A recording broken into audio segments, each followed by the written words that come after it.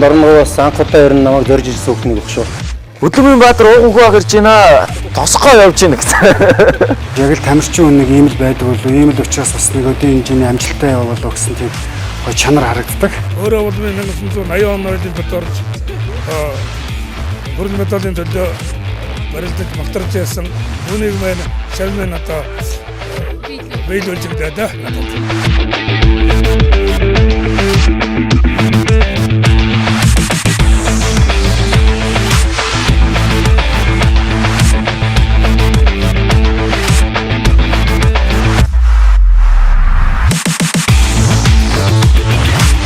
Бүтэн бүтсэн л дээ.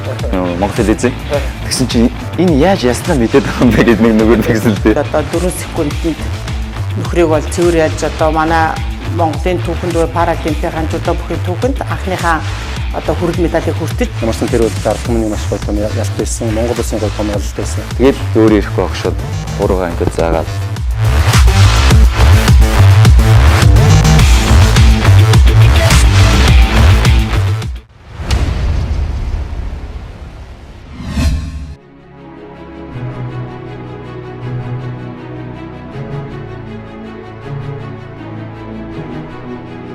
Дорно өнөтхөөс шудраг өрсөлдөөний талбар хөдөлмөр хичээл зүтгэлийн үр дүнгийн баталгаа.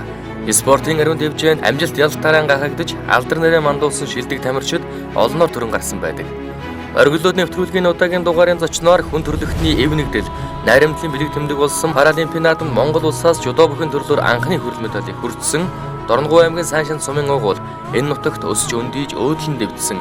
Рио 2016 Паралимпийн наадмын хүрэл медальт Монгол улсын гавьяат тамирчин Болормагийн уган хүүгэн оргилууд тэмүүлсэн амжилт алдаа онотоо зэрэгцэн оршсон бодит түүхийг үзэгч та бүхэнд хүргэхийг зорилоо.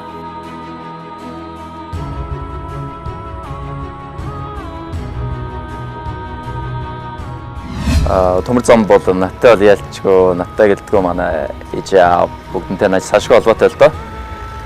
Баг хүүхэд багнаас маань бол ер нь арын төмөр зам за манай 30 ч юм бол 60 гэрийн байрны дунд үеийн тухайд гэж манай эмиг байдаг байлаа. Би тэнд өссөн. Тэгээд тэрнээс ахгүйдаад ингээл сургууль руу явход чи энэ хоёрын хооронд баг байшин барилга гэж баг юу ч байдаггүй байлаа да. Тэгээд одоо нэлээд сайхан хөгжиж өвлжихээ нэлээд л хөлдөөдөг байлаа.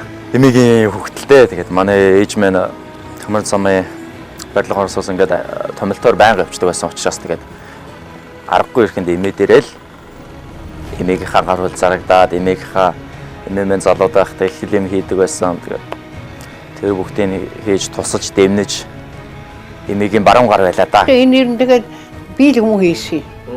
Энэ жоохноос нь энэ яйдын ганц болохоор ихэнх нэг ажил төрөлтэйгээд би нэг юм өнгөчүүд би яг дэвтүүд гарснаа 2 жилийн дараа энэ гарсан. Тэгээ би энийг малладаг байлаа. Хамгийн манай энэ ашнаар хамгийн томоотой нь энэ байсан. Нэг 2 3 хэрэгтэй аш байдаг юм да манайд. Би хөгжилтэй түүх ярьчихад нэгдүгээр ангид эмээмэ нэг өдөр намайг за хичээл намаа бэлдсэн үү? За чи хичээл намаа бэлдсэн бол одоо нэг түүц рүү ороод дөнгөж эмээмэ түүц ажиллуулаад. За тэгээд түүц ажиллуулаад тухайн үед чи одоо тэгэл түүцний чинь нэг 50 100 1500 гэсэн тийм мөнгөнийхээ савнд нь тийм байгаа шүү дээ. Тэгээд дэвсгэртүүд тэгээд за чи нэг 50 100 төгрөг аваад хичээлдээ яв гэдгсэн. Ганц 2 чихэр аваад яв гэсэн. За би эмээ гэрт байгаа түүц рүү орлоо. Чихрээс нь ганц 2 биш нилээдэг атгаад авлаа. 50 100 төгрөгөөс нь аваад хийлээ. Тэ нэгдүгээр анги да. Тэгэнгүүт эмээ за чи ер нь юу авч явж байна? Шалгуул атах гэсэн. Тэгээ шалгуулсан. Чи яагаад энэ их юм авч явж байгаа юм гэсэн. Тэгээ эмээдээ загнал. За чамааг оройд тооцоод байна шүү гэдэг. Эмээ тэгээд л Гайгүй ярьдгийг шүү дээ угнаашаа ярьж байд юм байл шүү дээ. намайг чинь юу яажлаас очиргүй магтай юм.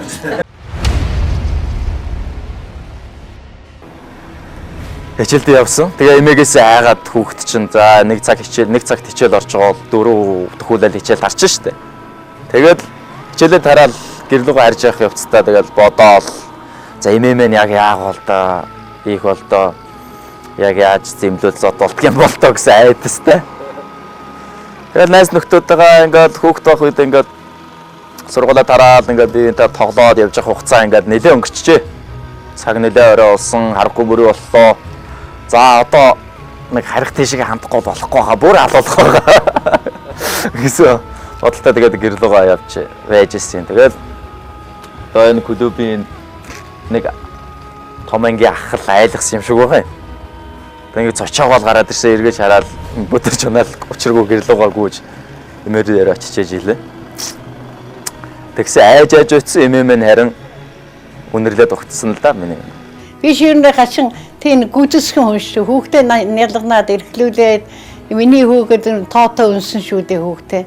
За би анх 2006 онд Зориг огшин хөдөлгөөлтөнд доор найзтайгаа хор сүрэн найзтайгаа очиод Зориг дотор хөштөрөө. Чөлөө төхий секцэнд анх орж илаа. Тэгээд нэг 3 сар ирээд явжсэн юм хатах үед. Тэгээд зуны амралт болоод тэгээд төрхөн зур завсардаад тэгээд тухайн үед хөдөлгөөд 2 жилийн дараа 2008 он буюу Бээжингийн Олимпийн аваргууд ах нар маань тодорлоо. Тэгээд тэр ах нарыг манай найз нөхдүүд хараад тэгтээ би тухайн үед бас секс дууланд орё гэсэн тийм бас юу байгаагүй. Найзууд за би боксинг секцэнд орлоо, би жудогийн секцэнд орё гэд манайхан тэгээд за би багшийг таньдаг байсан. Өмнө нь бас секс дуулан дээр мэддэг байсан учраас дөрж огч дээрээ ирээд багшаа манай ингээд найзууд ингээд орох гэж байна гэсэн. За орох гэл яс найзуудаа хараад тэгээд нөгөө нэг өмнө байсан нэлээ удцсан тамирчдаа харахаар өөр ирэхгүй гоё дэг жаягтай тунтай сайхан шилдэлтэй нисэлтэй гэдэг ч юм уу те спортын хувьд маш сайхан харагдчихсан л та. Тэгээд за би өөр нэг спортоор маргааш нь хичээлээд эхлэегээд багшаасаа бүс кимоно аваад маргааш нь хичээлж хийжсэн та 2008 он. За уган маань над дээр 9-р ангид байж байхдаа ярьж секцэнд явсан хүүхд байгаа юм. За эхлээд бол би бас өвлийн мэргэшээлтэй болохоор зэрэг жоохон татгалзмаар болж байсан. Тэгээд би ер нь жудаа бөхөд бол ер нь хүүхдийг зөвөр амжилт гаргасан гаргаагүй заавал явуулж ирсэн тийм одоо өрөөтэй гэдгийг. Дон сургуулийн амралтаараа ирээд бэлтгэл сургуульд орсон. Тэр үед л би тамирчдын бэлтгэл наазах жишээ юуг л яаж байгаа шүү дээ бас. Тэгээд би хадаад бүх зүйл өөр байсан л да. Би тамирчдын би хадаад бэлтгэлээ хийх байх байдал, барилдаа, арга техник, тактик гэдэг бүх зүйлээс өрмөц содон. Түүний жудо бүхий спорттой холбогдсон түүх замнал содон хийгээд сонирхолтой. Ганцхан бодит жишээ татахад анхны багш Сан бүхийн дэлхийн авраг шалгаруулах тэмцээний хошоо мөнгөн медаль 1980 оны Москвагийн Олимпийн их наадмын шагналт 5 дугаараар шалгарч байсан олон улсын хэмжээний мастер Янжимагийн доржин унган шав. Үүнээс цаашлбал мөн л анхны багшийн шав жижигцүү бүхийн дэлхийн 3 удаагийн авраг. Олон улсын хэмжээний мастер Од Сүрэнгийн болд эрдэн дээр багшийн загсан захиалсан дагуу зорин очсон түүхтэй. Мэргэжлийн сургуульд суралцаж шилдэг багш нарын заавар зөвлөгөө шилдэг тамирчдын өндөр ачаалттай бэлтгэлийг тэрээр эдгээр цаг хугацаанд үзэж туулсан байдаг. Улмаар ирээдүйн томоохон амжилт ялалтын эхлэл үүд хаалга болсон паражудо бүхийн спорт руу эргэлт буцалтгүй орж Монгол улсын гавьяа тасгажуулагч Оюн Дөржийн Базар Сүрэн, Базар Эрхчаагийн Наран Туяа тасгажуулагчдээр баг хамт олноос томоохон амжилтуудаа гаргаж эхэлсэн байдаг. 10 жилд өгсөөд би чинь оюутан болж байгаа. Тэгээд оюутан болохдоо Од Сүрэнгийн болд эрдэнэ багш дээрээ анх очоод дөрж огш маань за миний шав болд эрдэнэ гэж шав маань хотод Шанхуурай дэндээ сургууль багшилгаа хийж энэ хүнд миний шав дээр очоод бэлтгэл сургууль тийм мэдээ өгөөд намайг тэгээ явуулсан. Нэг онцлог юм надад нэг кимоно жудогийн тэр нэг өгсөн харин яг таарсан. Тэгээ би их бэлгшээжсэн. За энэ хүүхдэд бас ингээд харж байгаа. Миний хүн ингээд яваад байсан. Тэгээд за үүнээс хойшлол би одоо болд эрдэнэ гэж миний олон улсын хэмжээний мастер шав байгаа. Тэр шавдаа би хөтлөж явуулчих. За жудо гэдгээр чи дараагийнхаа үе шатанд ингэж орлоо шүү гэж өгсөн юм байгаамаа. За уугуутай шавтайгаа анх танилцсан юм нь яарахгүй битүүрэл нэг багшийн бүтээлүүд Янжимагийн дөржгээд Сан бүхийн дэлхийн хошоо мөнгөн медальтай 80 оны Москвагийн Олимпиад орж ирсэн. Наад орногоо одоо жудочдыг самстыг бэлдсэн юм гавьяатай хүн байдаг. Тэгээд 2008 оны өвөл би Баянка ургын сургууль, Шанхуй сургуулийн багш байсан. Тэгээ байжсэн чинь нэг хүү орж ирсэн. Нэлээ тийм хан тэмччээд ингээд хараад муутай залуу орж ирсэн. Тэгээд дөрж өгш намайг явуулсан юм а тантай уулзаарай гэсэн ингээд. Тэгээд юу илээ нэтэр гэсэн ингээд орногоо уугуу хөөгээд юм хөвт байна. Тэгээ ингэс яа чи ямар ч тийм хараа муу ингээд нэг юм дайлцсан хөвтөрчсөн. Тэгээд Тэгээ багш надраа юм явуулж байгаа тухайд би тиймэрхүү бодол төрж ирсэн. Тэгээ эзэнгүү чи гэрээсээ хаан сард 25 тэндээс ирлээ гэх ингээд. Тэгээ юм олоо явах уу гэдэг. Айгуу тийм хүнд байдлаа гуулж ирсэн. Нилээн тийм жоох өрөвдсөн. Тэгээ гайхаад ер нь дорногоос анхудаа ер нь намайг зорж ирсэн хүүхднийг өгөх шүү. Тамирчин хүн ер нь хүн анх тэр хүнийг яаж бэлдсэн багш сургууль хүмүүжүүлэгч гэдэг хүнд үнэхээр талархаж одоо биширч тэр хүнээрээс багш нараараа бахарч чаддаг л да. Манай уугнагийн хувьд бол айгу зөөлөн. А юмыг бол зөөр ингээд хилээд яхад өөр айгу тийм бас юм айгу боддог. Би нэг 98 оноос хойш улсын шигшээтэй холбогдоод ингээ явжсэн. Тэгээд орны хувьд нэг яг тань дээр ингээ бөхөөлөе гэж ирж ирсэн хүмүүс ер нь ховор. Манай ангийнх ерөн тийм шүү дээ гэл биеэн борлуулаад явж идэг. А би энэ дээр аягүй тусламж авах айгүй тийм дургуйч байт юм уу тиймэрхүү. Тэгвэл яг 2008 оны өвөл надад тэгжсэн яг шонхорт хийдэг нөө Баямка ургас сургууль бэлтгэл үүсгэн цэнгээ явжсэн. Тэгээд орнгой хөвгтөрсөн. Нэгт надад бол аягүй гоё тийм сэтгэл төрсөн. Тэгээд маш их хүлээж за ингээ маргаашнаас тэгвэл бэлтгэл сургалтанд ор ингээ хамрагд. Тэгээд хүний чинь хичээл зүтгэл харагдаг шүү дээ. Ингээ бэлтгэл ингээ байнга таслахгүй хийдэг. Яг цагтаа 4 цагт ирэх хэл 3:30 гэж ирээ шомбойд сууж идэг ч юм. Яг нэг хичээнгүй ингээ энэ хүүхэд харин ингээ нэг тамирчин болох юм хандлага байна гэх хүүхдэд бас тамирчин болохгүй ч гэсэн бас энэ хүүхдэд би өнө туслахын яг дорногой хүүхд надад дээр ирсэн. Би ингээд жудоочин болмоор ингээд ирсэн. Би энэ хүүхдэд заавал туслах хэрэгтэй гэдэг надад бол тийм. Энэ бол миний үүрэг. Өөрөө би дорногоос тэгээ би багшин шав. Тэр бол нэг багшин бүтээл. Тийм учраас энэ хүүхдийн багш болоод ингээ явах юмсан гэсэн сэтлээ тухайд өөрийнх нь хичээл зүтгэлээ ингээ нэг сараа өнгөрсөн хугацаа ингээ бүгд сурагч амралтаар ирж ирсэн. Тэр хугацаанд бол маш их хэцүү харагдаж ирсэн. Тэгээд 9 оноо бас манай яг шав шонгор сургууль оюутнаар ирж ингээ битэрий ажил хийсэн дээ. Жодо бүхэн спортыг гол онцлог нь юу юм бэ? Жодо бүх гэдэг спортын дээр хөгтгөн гэдэг үнэлэл үүд юм, ёс зүй үүд юм. Яг юу гэж ойлгоход болохоор юм бэ? Жодо бүхэн. За жудо гэдэг бол миний бодол бол ер нь тамирчид жудогийн тамирчид ер нь хамгийн түрүүнд хүндлэл гэж хэлдэг л дээ. Жудо бол хүндлэл. Хүнтэй та сайн байна уу? Яслахаас эхлүүлээ те. Хүнийг хүндлэх, ахаа хүндлэх. Өрөөсөө нэг насаарч байсан, ах нэг насаарч ихч байсан. Ах ихч багш гэсэн хүмүүсээ хүндэл байдаг. Өөрөө хүндэл гэж хэлж болно л даа. За уугнаа ихтер бол 16 оноос танилцсан. Анх жижигцүү хийж хичээлэхэд каратэ клуб дээр болдордны багштай танилцаж уугнаад өвтөгөөс бэлтгэл хийж үзчихсэн. Тэрний дараах нь бас олимпиад явж олимпийн хөрөл медаль авчихсан. Тэгээд хамтарч ингээ бэлтгэл хийгээд бас нэг клуб болоод нэг гэр бүл болоод нэг баг болоод ингээд яваад бас дүүгээсээ бол бас маш их урам авдаг. Яагаад гэвэл мэдээж тамирчдыг бол яг хичээлж байгаа тэр байдлыг нь хардаг л да. Уух хүүгийн ганц онцлог гэх юм бол яг гэр бүлийн өмжил. Яг гэр бүлийн өмжил. Бинийг бол яг хэлж байна. Тэгээд ямар ч сан маш их цаг өрдөг. Багшийн хэлсэн үг, энэ үг маш гоё хүлээж авдаг. Багш хэлсэн бол яг тэр бий болох хэрэгтэй гэдэг юмыг баримт чаддаг хүүхд ийм үг надад ирсэн. Тэгээд яг ингээ хичээл ингээд би шигшээ багт хичээлжсэн бол шигшээгийн цугларалт руу аваад гадаа гаргаж үзчихсэн. Тэгэл яаж нүгтийг ингээ боловсруулж ингээд нэг тухайд бид тэр ийм фара мара гэсэн юм Монголд хөгжөөг байсан. Фараач гэж бид тэр төсөөлж яваагүй. Тэгэхээр ингээ жудооч болон жудоо барилдаг. Тэгээ хөдөлгөөний өсвүүд нь айгуугаа сайжирч ирсэн. Тэгээд Нурсын ингээ зүгээр энгийн усуудтай тэмцээн оролдоонд орж ирсэн. Тэгээд ер нь бол ингээд юм хом хэлсэн одоо чи уугнаа систем биш шүү. Гэхдээ өөрөө өөр тийм анализ дүгнэлт бол хийж чаддаг бас тийм тамирчин байна.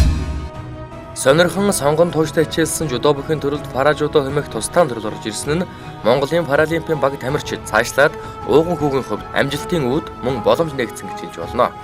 Бүр тодруулбал багш тасгалжуулагчийн зөвлөсний дагуу харааны ангиллаан тогтоож цаашлаад барилдах өрсөлдөх боломж нь бүрэн нэгдсэн байдаг. Монгол улсын аврагд төрүүлснийхэн дараа тэрээр 2012 оны Лондоны Олимпийн эрхийн цувралд анханаас нь амжилттай оролцож байсан. Иймхүү Монголын пара жудогийн нэгэн үеийн амжилт нь гэсэн баг тамирчид бүрдс байдаг. Манай пара жудо бүхэн спорт маань болохоор харааны шалгууралтай байдیں۔ Тэгээд харааны B1, B2, B3 гэсэн тийм шатлалтай.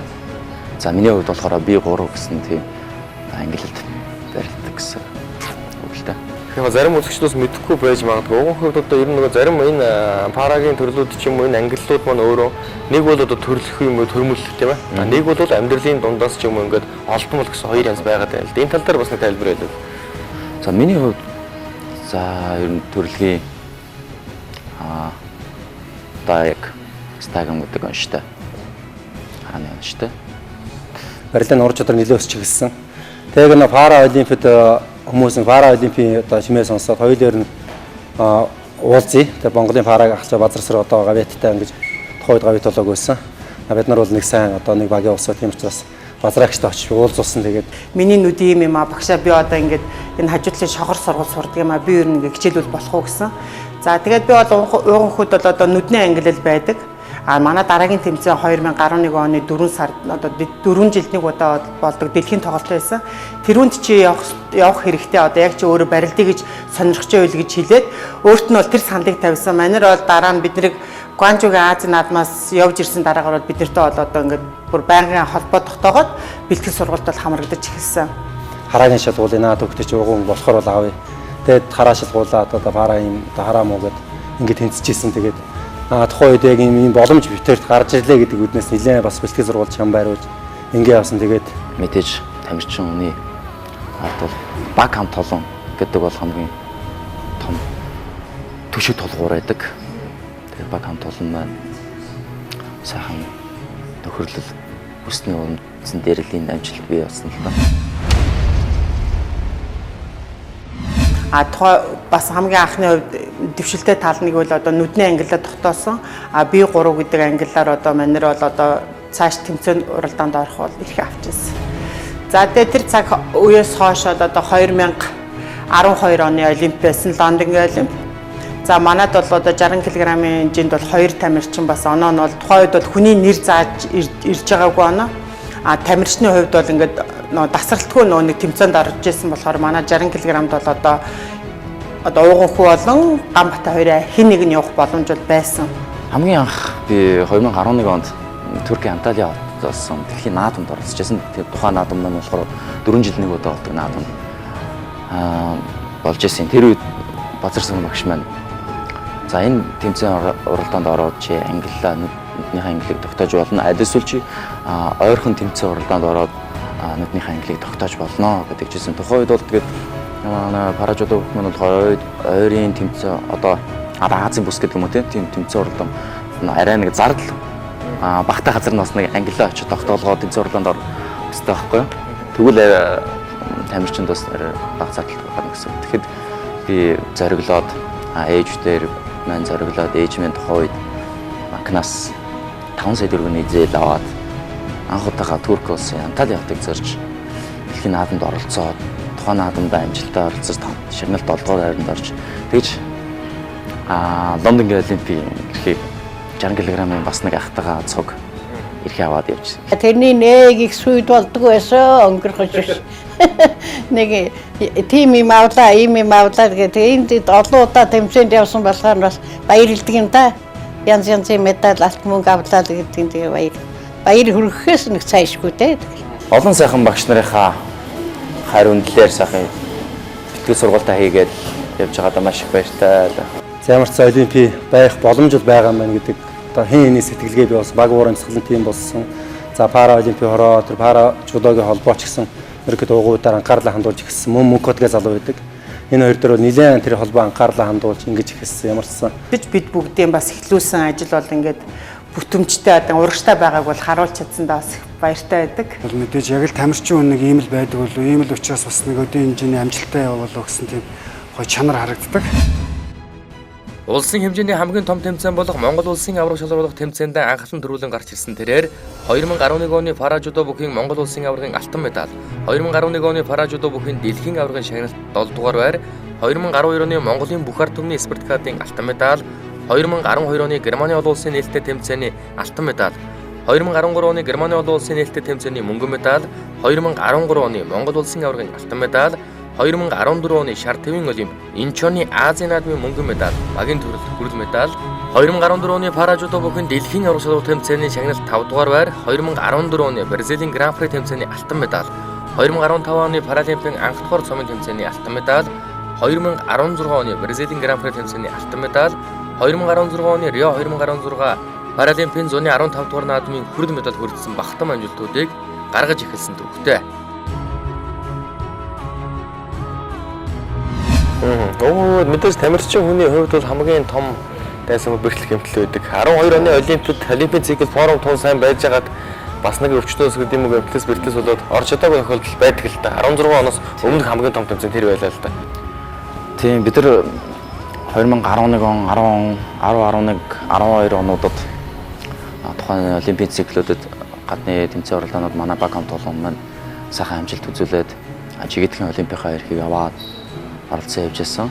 Тэгээд би чинь бүр олимпиад явахын өмнө улсын баяр наадмаар тамирчдын өдөн гарах ёслол болдог шүү дээ. Тэр нь өдөн гарах ёслоор наадмаа эсвэл цагаан тугандаа мөрөгчөөд ажил аваад тэгээд би амиг руу хөдлөөд хийжсэн да. Тэгээд тухайн үед гинти одоо хүчний улмаас ч гэдэг юм уу тийм зүйл гараад үнэхээр сайхан бэлтгэл сургалттай сайхан байсан. Тэгэл яажсэн да. Тэгээд тухайн үед нэг юу яасан шүү дээ, нэг шалтгаан гараад тэгээд нөгөө нэг ямар ч тэмцээн уралдаанд явах бол боломжгүй болоод түүний жинд бол одоо 2012 оны Лондонгийн олимпиад одоо манай 66 кг-д барилддаг айд бим хот маань одоо доошо жин буурч бол орж ирсэн. За тэгээд дуугна бол дараагийнхаа бас ингээд бэлтгэл сургалтаа ер нь алдаагүй. Тэгээд 16 оны олимпийн Риогийн олимп хүртэл бол одоо бүх тэмцээн уралдаанд эрхийнхээ оноог авах шугамаараа бид тэмцээн уралдаанд орж явсаар хагаад бол эрхээ авч чадсан. Тэгээд манайх бол одоо юуны Риогийн олимпиад бол одоо 2 эрхтэй оролцсон. оролцож чадаагүй 12 оны олимп тийм үү? 12 оны олимпиад. Тухайн үед тэгээд би одоо явж чадахгүйгаа мэдээд болдорт багштай, базарсан багштай, ерөн багш нартай хэлээд багшаа яах вэ гэдэг. Хөөе би айгүй шаналж айгүй сайхан бэлтгэл боронтой байсан. За би олимпиад финалцсан тамирчидтай дийлэнхтэй өмнө ялж исэн учраас за би Лондонгийн олимпиад амжилттай сайхан медаль хүртэх юм байна гэсэн бүрэн итгэлтэй байсан. Тэгээд явж чадхан болсон мэдээгээ дуулаад багшаа яах вэ гэсэн багш нар маань за яах вэ миний гэж том юмыг томол юм хаадаг юм байна. Тэгээд цаашдынх нь ирээдүйн гэрэлтнэ бэлтгэл сургалтаа сайн хийгээ явж явах болно гэдэг багш нар маань сургаж харилж байсан та. За олимп болон паралимп за онцын яг спорт онцын ялгадаад авах зүйл байхгүй гэж боддог. Ер нь бол олимп, паралимп ер нь төв дэлгэхэд нэг л хүсэл зорилго, нэг л тэмүүлэлтэй тийм тамирчид бүгд оролцож байдаг. Тийм ч утгаар ер нь бол олимп, паралимпийн хувьд бол нэгэ гэж би үздэг. Ямар ч сан тэр зорилгоод энэ хүүхд яг ирж хүсэл мөрөөдөл нь бас 16 он ингэж биелээ орж ихэлсэн би бас маш баяртай байна. Уугнага нисгтэр хүлээж авах гэж биднээс хөөрч байлаа. Уйлж үзэж байлаа би чинь. Тийм. Мэдээж тамирчин хүний ард талыг авч явж байдаг. Гэр бүлийн маань сайхан хан маань байдаг. Өөр хүүхдүүд маань өөр хүүхдүүдээ өсгөж өндийлгөөд тамирчин хүний бэлтгэл сургалтынх нь хувц сэргэлэл хоол хүнсийг баазааж ядарч байгаа үед нь тэмнэж амрааж гэрүүлээ авч явах гэдэг маш том асуудал л доо. Тэгээд хандаа маш их баярлалаа. Одоо ингээд аваа том болчлоос нэр хүн давлаа өрөөх тайны ижил тэгэл энэ ээж аавдаа бас халамж түшигтэй сайн яваарай гэж хэлдэг. Болохгүй үтгэхгүй хүний өвөнд битээ ороорой. Болж байгаа өөрийгөө найдвартай сайн хүнтэй нөхрөл шанилж байх хэрэгтэй. Хань ижилдээ түшигтэй байх хэрэгтэй. Өөр хөвгтөө зөв хүмүүжүүлэх хэрэгтэй. Миний гэр бүлийн хүн бол уян гэдэг. Тэгээд манай хоёр хүүхэд маань том охин байгаа. Тэгээд манай охин хичээрлээ гэж маань хүү маань андат гэж байсны зэрэг байна. Завч лөө цаг зав гарах юм бол нутгаар бол зордгол доо. Нутагтаа ирчээд буцаад айгүй хэцүү байдаг шүү дээ. Ер нь нэг хот руу буцах тэмүүлэл багтай л байдаг шүү ер нь бол. Тэгээд нэг за суудал богоон цуугаад явлаа, өдлөөд явлаа гэхэд бол нэг дотор юм үлдээгээд нэг тий ээж аваасаа ингээд жоохон зайтай байх гэж байгаа юм шиг тиймэрхүү сэтэл ер нь нутгаас гарахад өлтөрдөг шүү. 5 тивийн тамирчид өрсөлдөг Цэнгэлийн манлай олимп бүх баг тамирчид болон түүний хувьд туйлын зорилго нь байсан нь тодорхой. Эхлээд эрхэн авах, цаашлаад оролцох, амжилт үзүүлэх зорилготой олон жилийн бэлтгэлийн тэрээр чамбайлсаар чансаагаа улам охиулж, дэлхийн шилдэгүүдтэй дэвжээ татаам дээр ур чадвараа сорж, туршлага хөрвүүлүүлсаар байна. Түүний хүсэл зорилгож биелэлэн олж Дорны говоос тамирчин болох бүх болох хүсэл тэмүүлэлтэй бяцхан хүү ирж байсан бол улсдаа төрүүлсээр Дорны говийн ууган хүү Монголын ууган хүү болж улмаар дэлхийн дэвжээнд медалийн осроос атгаалалтсан тэрээр хүслийнхэн дутаг Риогийн дэвжээнд гүйцээж 4 жилийн хүлээсийг 4 секундэд тайлсан нь дээдийнхэн захыг мушгсан Монгол түмний ялалт байлаа. Энэ ч утгаараа тэрээр Монголын паралимпийн баг тамирчдаас жудо бүхэн төрлөөр анхны хүрд медалийг хүртсэн Дорногов нутгаас анхны паралимпийн медальтан болсон гэд спортын түүхэн дэх түүхэн ялт байсан юм а. Улмаар түүний 10 орчим жил уйггүй хөдөлмөр зүтгэлэн зорилгодоо хүрэх шатн болж түүний гаргасан амжилтыг төр засаг үнэлж Монгол улсын гавьяат тамирчид хэмээх эрхэм цолыг олгосон төрдөн үнсүүж түмэндээ хүндлэгдсэн түүхэн цаг мөч мөн л Дорноговоос төрсэн спортын салбарын 2 дахь гавьяатан тэр байлаа. За 2016 саяхан мэд санагдах боловч одоо баг Токио 2020 хаяанд болчихсон байж юм л та. Тэгээд Токиог санахад 2016 онд бид 3 сард Рио де Жанейрогийн Гран При тэмцээнд баг хамт олноороо яваад бас тэр үед амжилтаа сайхан оролцоод за тэгээд оролцсныхаа дараа бид бүхэн олимп болох стадионоо очиж тест ивент гэдэг нэг болдог штэ тий. Өмнө нь шалгаж үздэг. Тэгээд тийм өдөрлөг дээр нь нас таараж очиод за ингээд бид нар жудогийнхэн заалны та нар энд гарч барилдана энэчнээс ингэн гэсэн тийм бүх зүйлтэйгээ танилцаад бас үнэхээр сэтгэл за эдэн сарын дараа ингээд сайхан хэдүүлээ оролцож яах нь дээ. Шийдэгдсэн байх нь дээ гэсэн тийм одоо хэдэн хоног үлдлээ гэсэн тийм яриа өрнөсөн.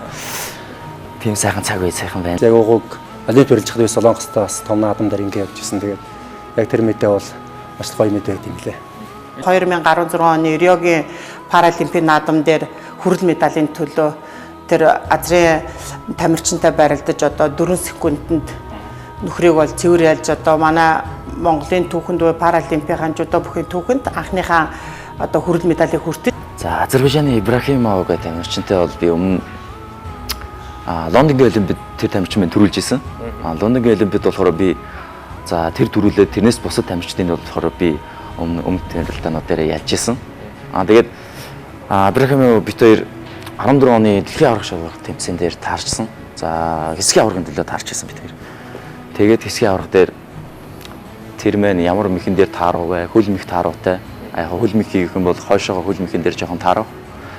Тийм дээр ажиллавал болох юм байна гэд манайхан ярилцаад тэгээ нөгөөх нь бас бэртэй тамирчин л та. Бас тэгээ тэрийн хүчийг яаж ашиглах вэ те тухайн тамирчны. За тэр тамирчин дээр болохоор би за хөл мэх хийя гэж тэгжсэн. Тэгэл барилдааны ихэн дээр гараад угаасаа тохиотод зэрэгцээд дагуулж яваад итгэх мэхээр хийя хөл мэх илүү ажиллая гэсэн тийм тактиктай гарч ирсэн. Барилжсэн. Тэг яг хүрэл медалийн төлөө бол одоо хөнгөл зүрх тогтоол хүлээж исэн л хажмаа тохио ихлээр хүлээж исэн зүйл л тэ. Тэгээд яг л тог цохиулгаад ямар одоо яг тийм мэдрэмж төрж ирсэн. Ерөөсөө яг тог зөксөж байгаа юм шиг болж ирсэн. Яг маш хурдан одоо маш их хүлээлт байсан. 5 минутыг яах вэ? 5 минутанд юу болох вэ?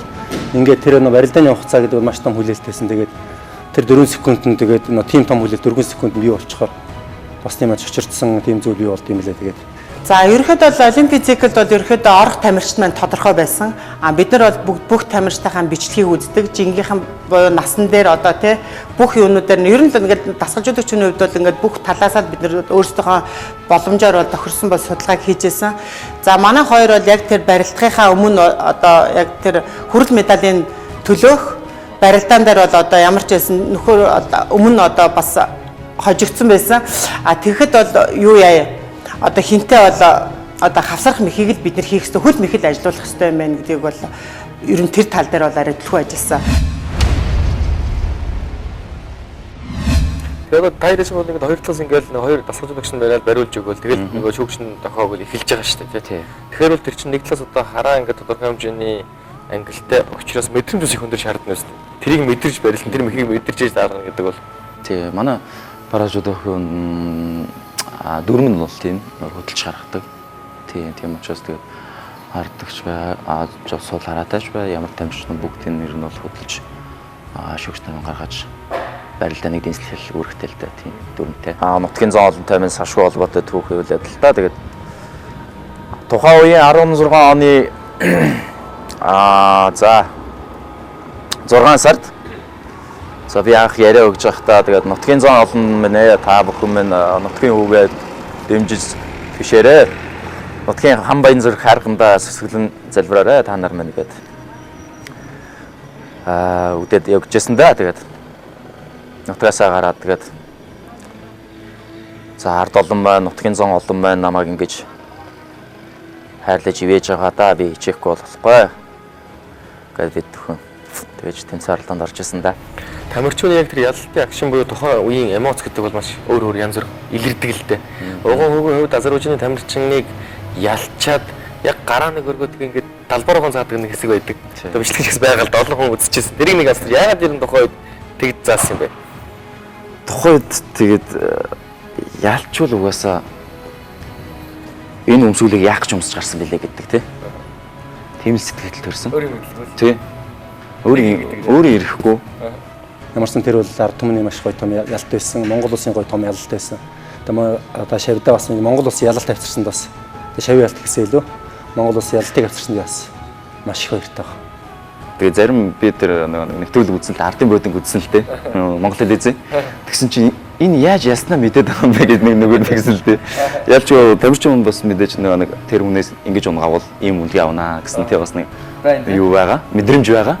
Тэгэхээр би тэсрэлтэй мэх хийсэн учраас энэ Япон үнэлгээ авсан гэдгийг өөрөөсөө мэдрээд.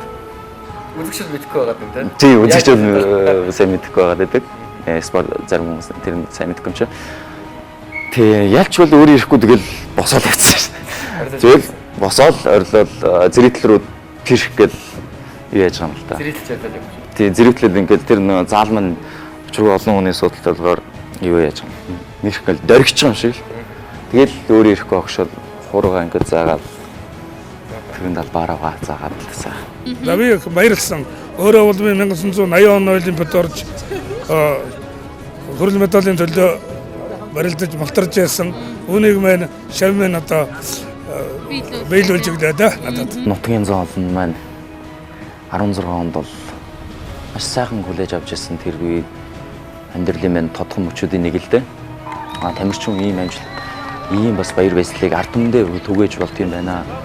Тамирчид маань нутгийн орны орныхоо нутгийн зоон олныхоо ингэж баясгаж мэлмиг тэнэлгэж байд юм байна гэсэн тийм юу өдөр бас ирдэг юм байж тээ гэж би бас үед бодож байсан л та. Маш сайхан үйл явдал. Би хизээж мартахгүй. Би бүгдэн бид бүхэн манай миний хувьд бол мартахааргүй сайхан амьдралын маань алтан бол цаг хугацааны нэг л дээ. Төрлөх сургуулийнхаа маань хүүхдүүд ингээд замын хоёр талаар ингээд жигсаад нилээдэн загсаар цагаар жигсаад уган хуахыгаа угтаж өгөх гэж юм. Зарим нэг хүүхдээс ингээд манай ах ингээд явуулж л дээ. Замд нь явж байгаа. Чи хаашаа явж байгаа ингээд нэг таньдаг хүүхдээ. Хөдөлмөрийн баатар уган хуах ирж байна. Тосгоо явж байна гэсэн. Тэгэл учиргүй гүүгээ явж ирсэн гээд нэг ах маань хөөчилж байсан. Тэгээ бод тухайд бодож амны бэлэг саштын бэлэг. Сайхан өрөөлтэй амтай хөвгтвэ гэд. За манай Дорноговын ард түмэн энэ хүүд маань сайхан хоёр өрөө байртай болголоо.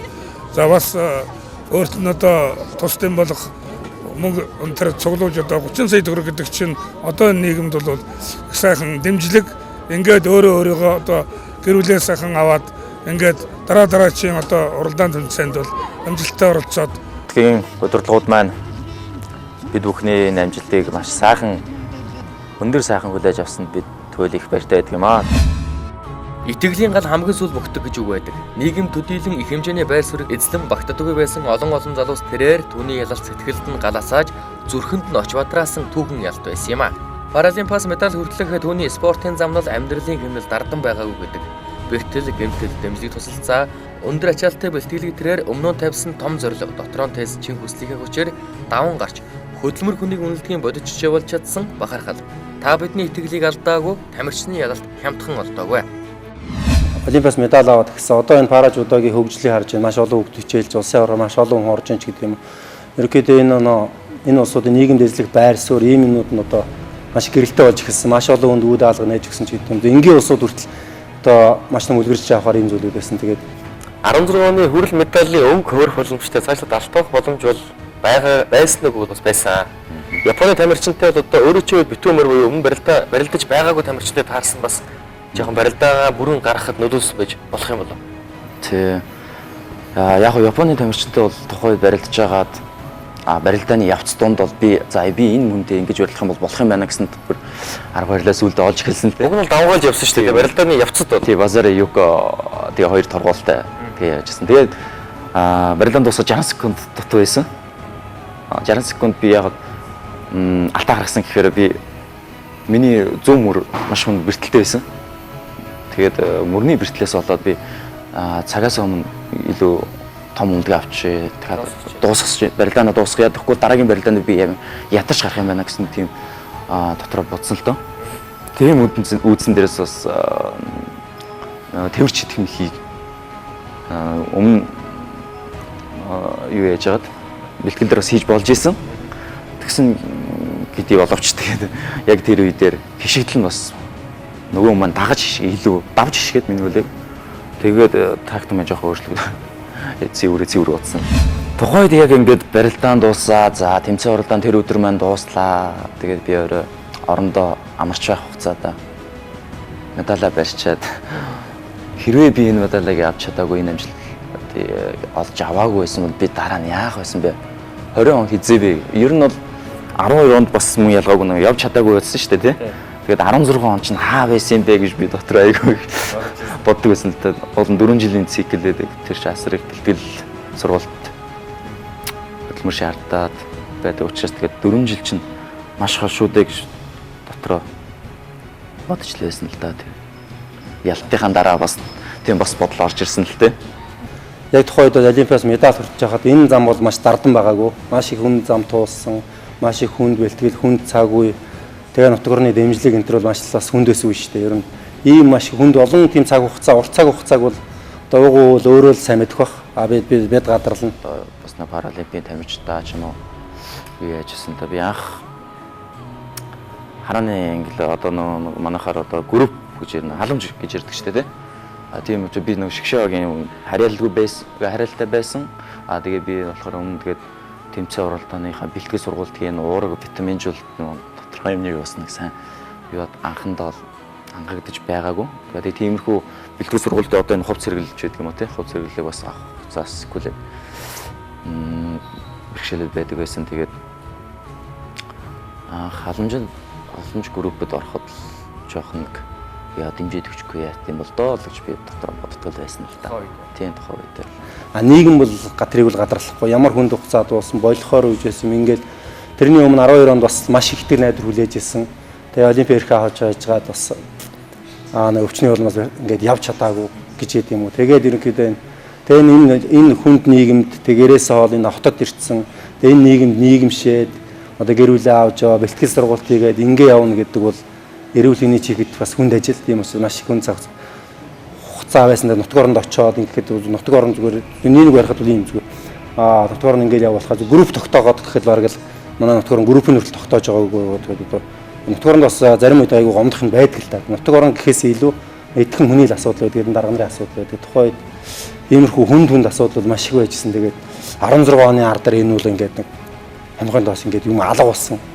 Ерөнхийдөө ийм маш их нөө жаргал гэдэг юм одоо маш их зовлон туулж ижин жаргал гэдэг юм авцрд юм а гэдэг юм ингээд харуулж чадсан. Бостой үлгэрчээ үзүүлсэн. Ийм сайхан зүйл байсан л та.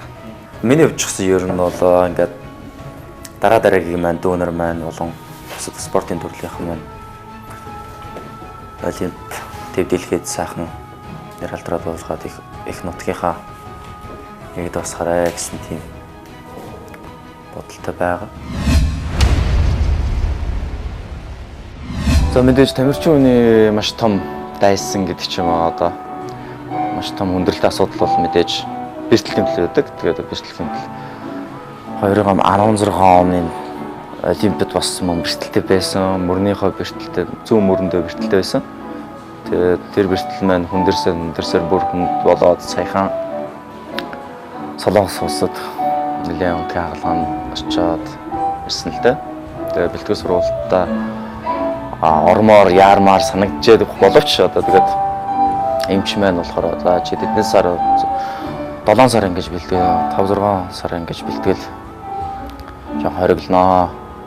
Жон аажхан багаар ингэж бэлтгэл орно гэсэн л дээ.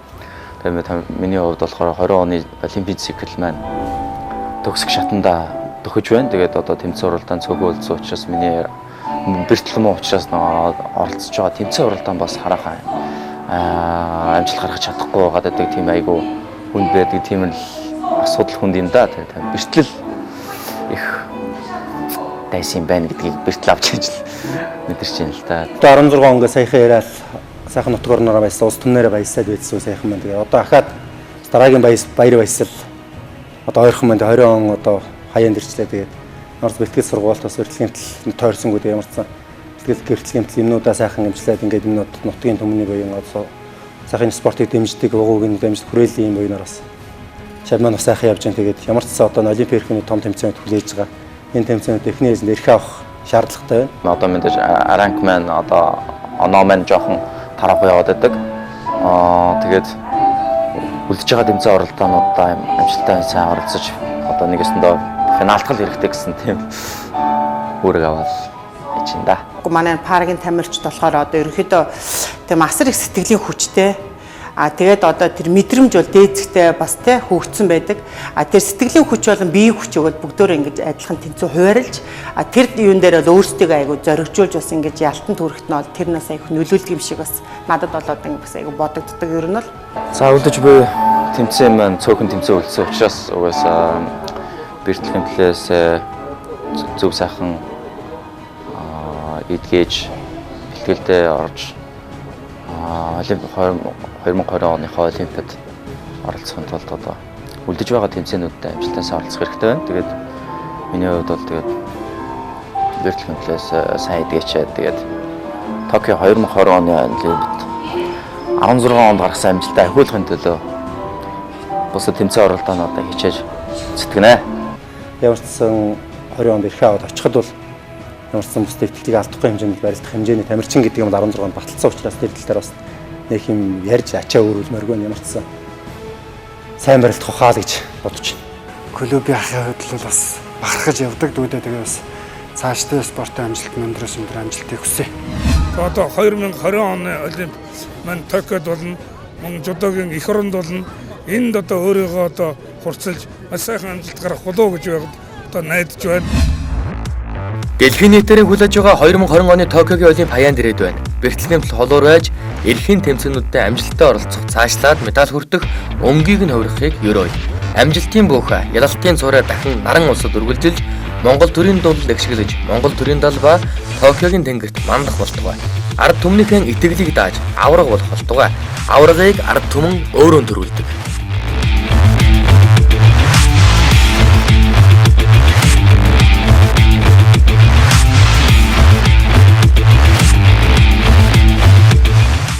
Сайхан багш шавнарынхаа шавнар